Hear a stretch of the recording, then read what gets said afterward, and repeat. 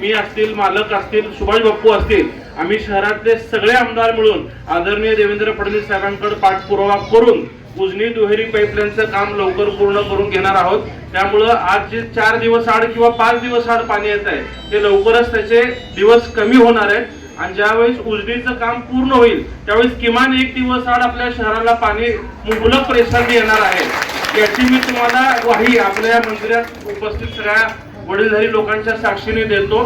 आणि त्याचबरोबर आपल्या या सगळ्या कामगारांच्या ज्या चाळी आहेत, जुनी मिल चाळीपासून सुरू झालेलं एनजी मिल चाळ असेल, वारद चाळ असेल, मग इकडे आपल्या लक्ष्मी विष्णू चाळीपर्यंत ह्या सगळ्या चाळींचा पुनर्विकासाचा प्रश्न रेखाडलेला आहे.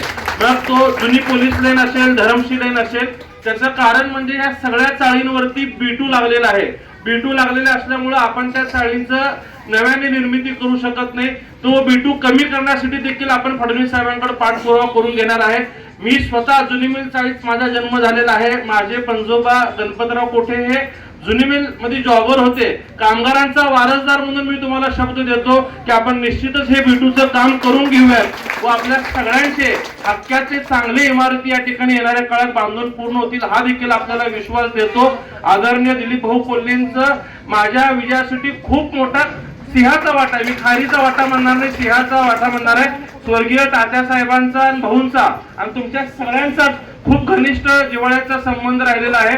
तात्यांना अनेक वर्ष आमदारकी मिळाली नाही, ते माझ्या रूपात मिळण्यासाठी भाऊंनी दिवस रात्र स्वतः उमेदवार म्हणून काम केलेलं आहे.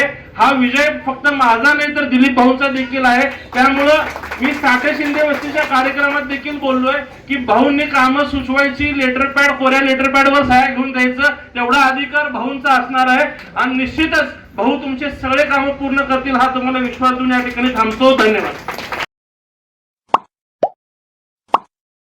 Like, subscribe, click on the bell.